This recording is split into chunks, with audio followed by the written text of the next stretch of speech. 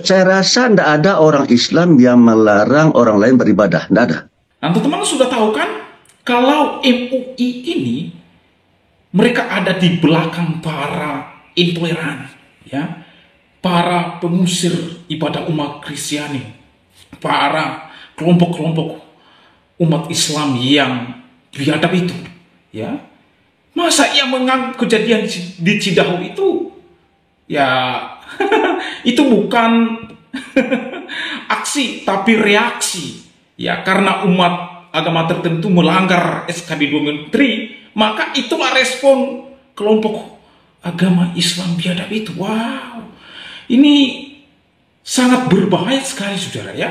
Apa yang dia bilang? Tidak ada umat Islam yang melarang umat agama lain beribadah. Tidak ada ungkapnya. Teman-teman, saya akan tunjukkan beberapa nantinya video-video amatir yang dilakukan oleh kelompok agama Islam yang sangat-sangat tidak terpuji, saudara. Ya, bukannya itu di video yang saya buat, ia bilang di sana juga pembubaran dan gereja-gereja dipersekusi itu, menurut Bapak ini, itu bukan aksi, itu adalah reaksi. Mengapa? Karena melanggar ungkapnya, melanggar SKB 2 Menteri. Wow, luar biasa Bapak ini. Luar biasa sekali Bapak ini. Ya, pintar sekali. Wah, tepuk tangan kepada Bapak yang satu ini.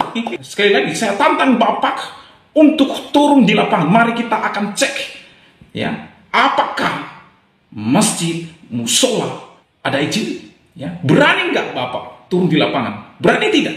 Karena Bapak bilang, agama Kristennya kalau beribadah melanggar SKB 2 Menteri, itu yang Anda bilang. Jadi senjata yang sama. Kalau Bapak berani turun atau siapapun, ayo kita turun di lapangan, kita cek semua. Ya, kita cek semua IMB, masjid dan musola. Mari kita akan memberlakukan hal yang sama. Kalau tidak, hal yang sama, Bapak harus terima kenyataan. Ya, jangan bilang tidak ada umat Islam yang membubarkan, melarang agama lain beribadah. Saya akan tunjukkan, ya, berikut ini. Tahan itu izinnya di studi alam harus dicabut. Cabut.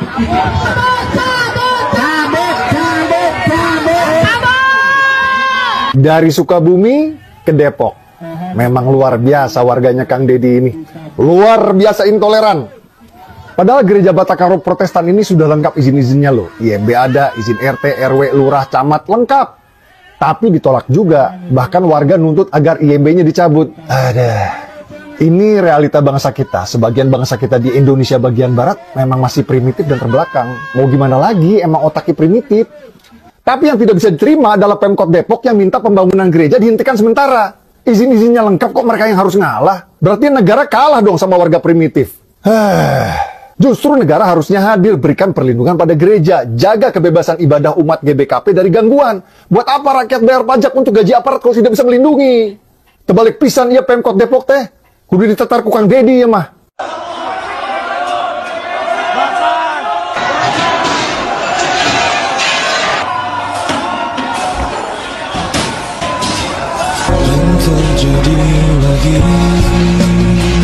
Dan terjadi lagi. Intoleransi di bagian barat Indonesia ini emang udah nggak ada obat. Jumat kemarin, siswa-siswi Kristen dari Jakarta sedang melakukan kegiatan retret. Retret itu semacam piknik rohani, liburan tapi sambil belajar kitab dan berdoa. Mereka pergi ke sebuah villa di daerah Cidahu, Sukabumi, dan mungkin warga setempat gerah dengar mereka nyanyi, lalu beramai-ramai mendatangi geruduk kegiatan retret tersebut, mengusir siswa-siswi dari villa, bahkan sampai melakukan perusakan properti dan vandalisme. Ini bukan soal izin. Jangan terkecoh dengan alasan izin. Ini murni Kristen fobia, kebencian dan ketakutan terhadap agama Kristen yang dibiarkan oleh negara dari zaman Pak Jokowi sampai presidennya Pak Prabowo. Tidak ada atensi dari negara, apalagi upaya mitigasi. Aparat tidak pernah hadir untuk memastikan kebebasan beribadah bagi umat minoritas. Ini realita di Indonesia bagian barat, Indonesia yang Kristen fobia. Dan karena pemerintah wilayah barat selalu tutup mata, bahkan sering kali memihak pada warga intoleran, mungkin kita anggap saja wilayah Indonesia bagian barat ini adalah memang tempat untuk kalian umat Kristen ikut memanggul salib. Jadi kalau kalian umat Kristen ingin merasakan tantangan dan penderitaan Yesus, beribadahlah di wilayah Indonesia bagian barat. Saya jamin kalian akan tahu rasanya ikut memanggul salib. Hari ini 17 April 2025 terjadi penolakan ibadah di GSG Harjamani. Indonesia bagian Barat kembali dicoreng intoleransi. Ibadah Jumat Agung di Arca Manik, Bandung didemo warga intoleran.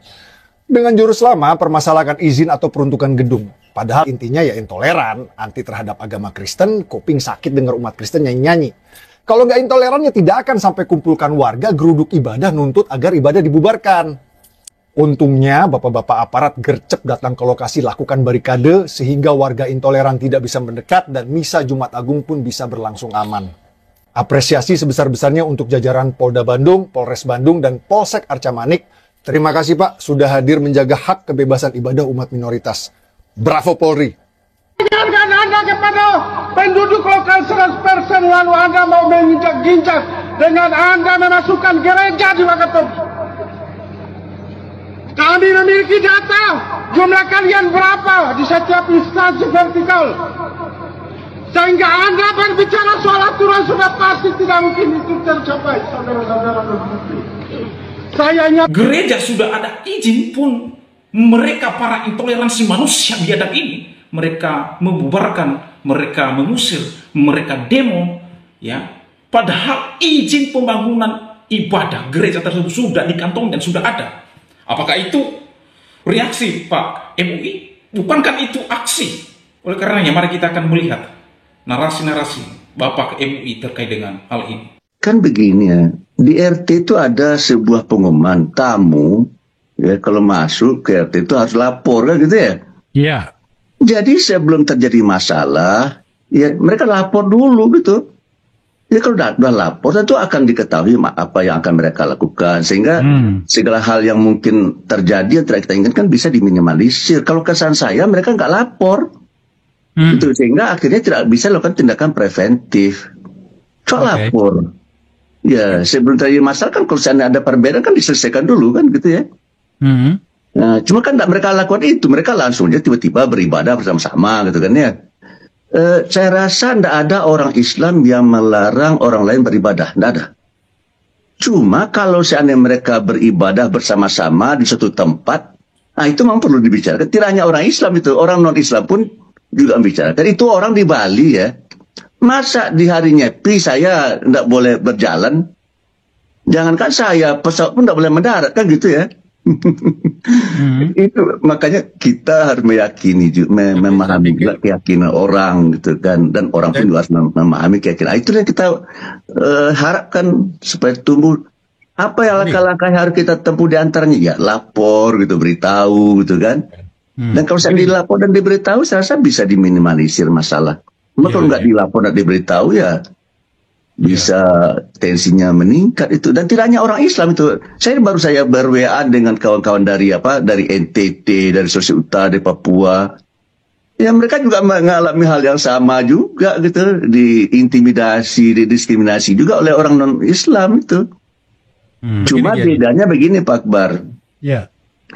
Kalau orang non-Islam yang didiskriminasi, yang merasa didiskriminasi ya, itu beritanya mendunia Pak Akbar. Kalau misalkan ada gereja dibakar, itu Eropa sama Amerika ribut itu ya. Tapi kalau masjid dibakar, Eropa dan Amerika diam itu. Saudi Arabia, Timur Tengah diam itu. Memang ada masjid dibakar di sini Pak ya? Nah, kita banyak mendapat itu di daerah di daerah tertentu kemarin saya nggak usah sebut lah ya. Dibakar itu, tapi tidak ada beritanya ke muncul di media. Coba yang gitu. Ya, boleh saya bicara? Masjidnya saya pikir kalau membuat pesta diskotik mengganggu suara tetangga boleh izin. Ini kan cuma keagamaan aja. Kok harus birokrasi ini berat? Kita ini sebagai WNI kok seperti maaf ya, kok terlalu yang maaf. Kalau bagi saya tidak masalah mau melakukan ibadah asal diberitahu aja gitu ya. Dikomunikasikan kan, beribadah itu harus dilindungi oleh negara. Tetapi kalau ibadah dilakukan bersama-sama ya, berarti kita melakukan ibadah di ruang publik. Kalau kita melakukan ibadah di ruang publik itu menyangkut orang banyak. Nah, oleh karena itu harus dipersiapkan dengan sebaik-baiknya gitu kan. Polisi harus datang mungkin barangkali ya, pegawai petugas keamanan kampung harus datang gitu kan.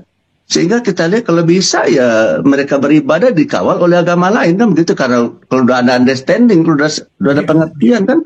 Gini, Tapi kalau Pak seandainya Kiai. mereka hanya disuruh setelah masalah baru diminta turun ya nggak selesai masalahnya gitu. Makanya saya membaca Azumardi Azra almarhum temannya Pak Akbar memberi saya sebuah buku fotokopi, berupa fotokopi ya.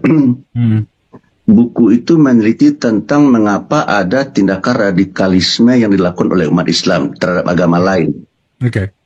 Ternyata kesimpulannya adalah ternyata apa yang dilakukan oleh umat Islam itu bukan aksi, tapi adalah reaksi.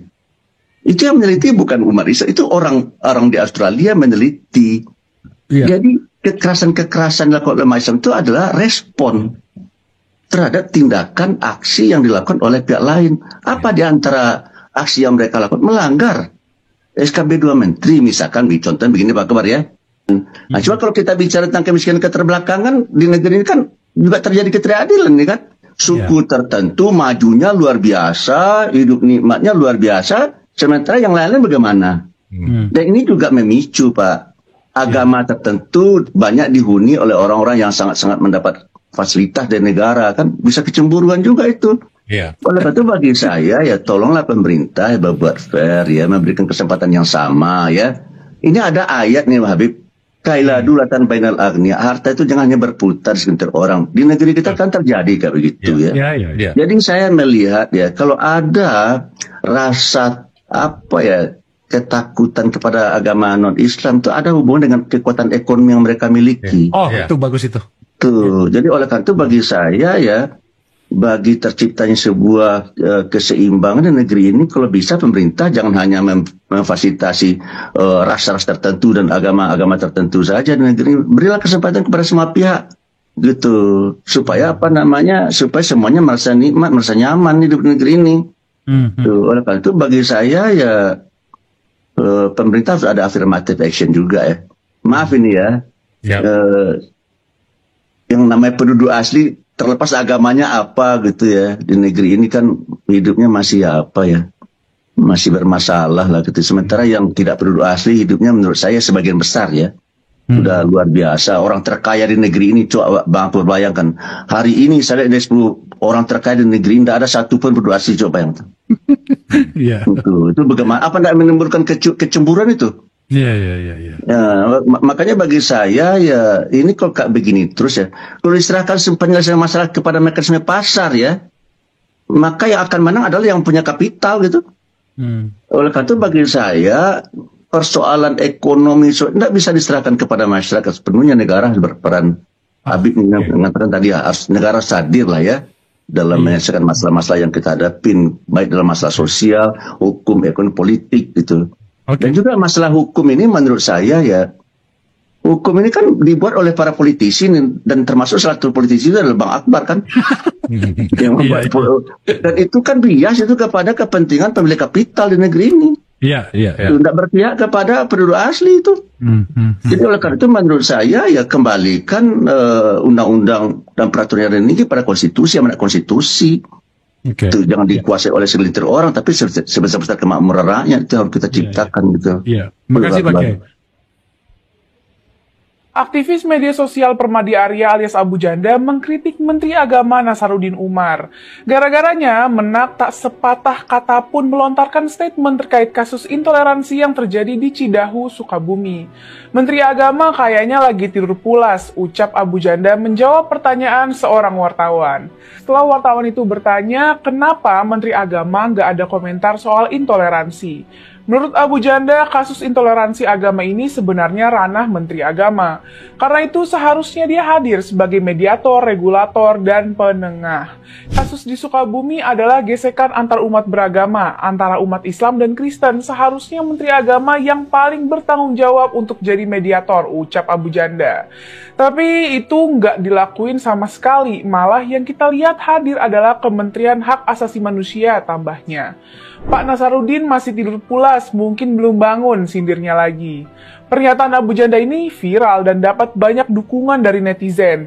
Loh, Indonesia ada Menteri Agama tah? Tulis seorang netizen. Menteri Agama yang mana ye? Tulis netizen lain ikut nyindir. Kementerian 6 Agama no, Kementerian 1 Agama yes, tulis yang lain. Komentar-komentar itu nunjukin kalau publik kesel sama sikap diam 1000 bahasa Pak Menteri. Di media cetak maupun elektronik gak pernah kita dengar pernyataannya terkait kasus itu. Dia seperti pura-pura nggak tahu atau malah menghindar total untuk ikut bicara terkait masalah itu. Apa mungkin karena korbannya umat Kristen, makanya nggak keluar statement apapun? Lumrah kalau akhirnya masyarakat ngasih Pak Nassar dengan cap Menteri 1 Agama.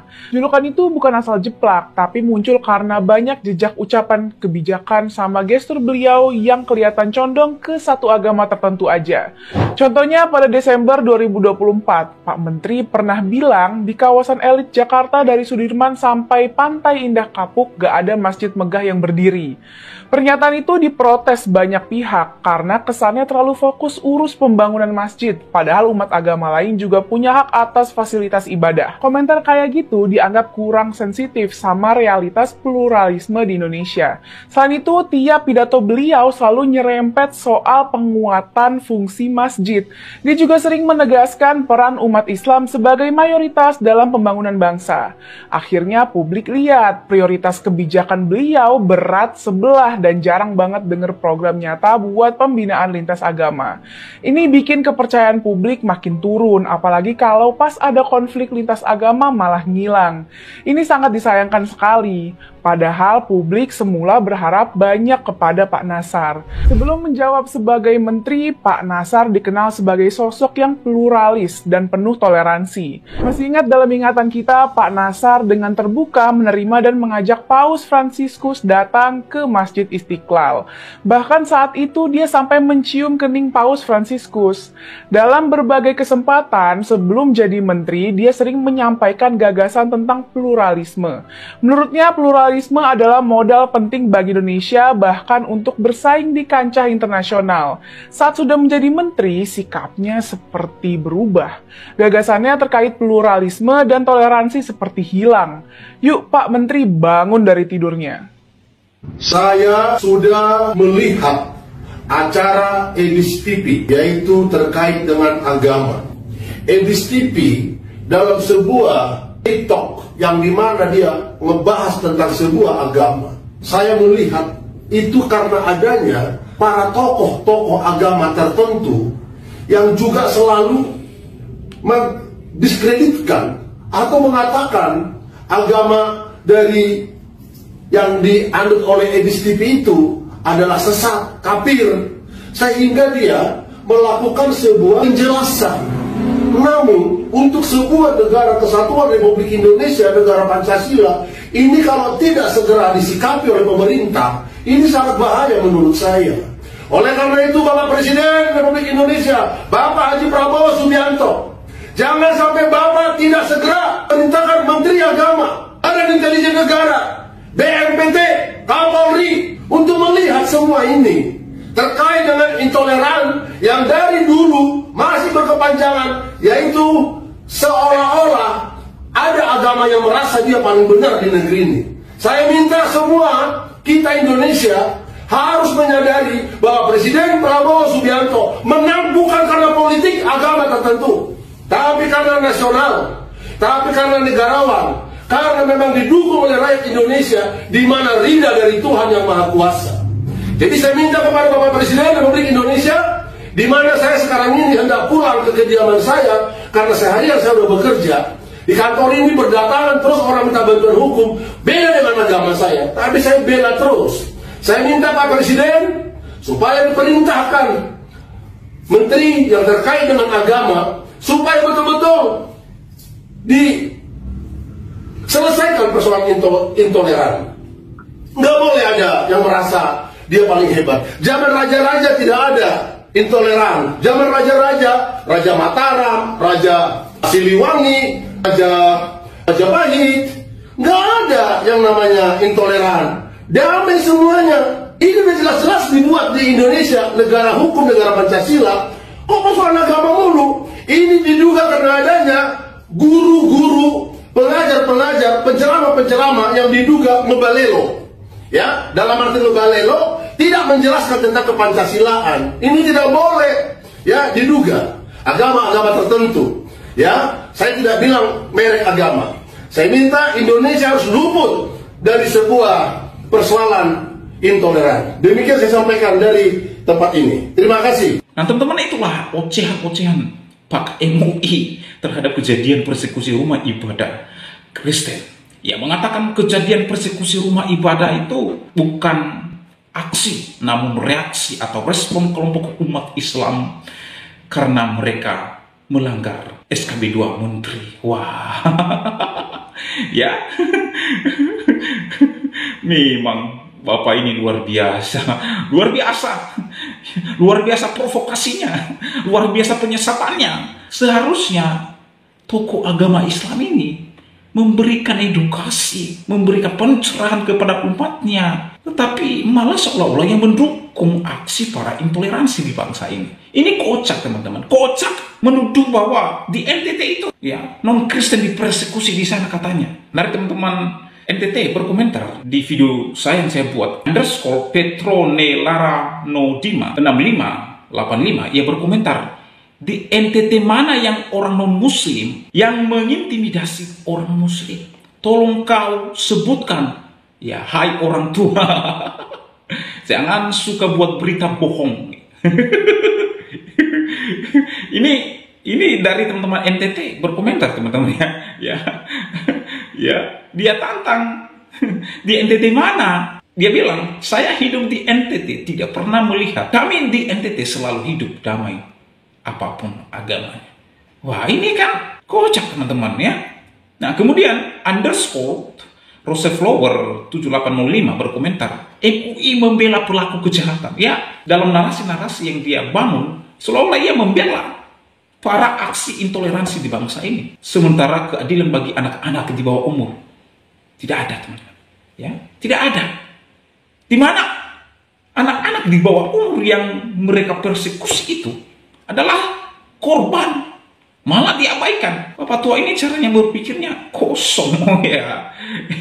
Itu yang disampaikan oleh Roseflower 7805. Saya setuju dengan apa yang disampaikan oleh Roseflower 7805 bahwa MUI membela pelaku kejahatan, sementara korban anak-anak yang dipersekusi mengalami trauma, terganggu psikologi mereka, namun itu diabaikan. Coba kalau pada keturunan bapak ini, keluarganya yang dipersekusi, yang diberlakukan hal yang sama, diteror, bagaimana reaksinya? Pasti dia akan mengumpulkan massa untuk turun di lapangan, mempenjarakan orang-orang yang melakukan demikian. Sama, tapi bedanya orang Kristen dengan bapak ini. Orang Kristen memaafkan dan mengampuni, ya, tidak dendam, tidak membalas. Kalau mereka membalas, ya, mereka membalas turun di lapangan, ya, turun di lapangan pasti. Tetapi kedati pun kami orang Kristen mengampuni, memaafkan, namun hukum yang ada di negara ini harus ditaati. Tapi hukum tetap berjalan, ya, sesuai dengan undang-undang yang ada di bangsa ini. Mereka harus menerima. Nah, kemudian ada Salsabila 8944, ya, berkomentar, jelas kejadian radikal seperti itu masih ada yang bilang karena reaksi. Oh, karena reaksi, ya. Apa matanya pijat atau menutup diri? Nggak tahu, ya. Mungkin dia tidak punya kuping untuk mendengar, tidak punya mata untuk melihat. Lalu dia berlaku bilang itu reaksi respon dari aksi. Aduh, bahaya ini bapak tua ini. Kelihatan pembelaannya. Ya, memang kelihatan pembelaan manusia ini. Pemerintah harus melihat ini dan jalankan keadilan yang semestinya. Salam puasa.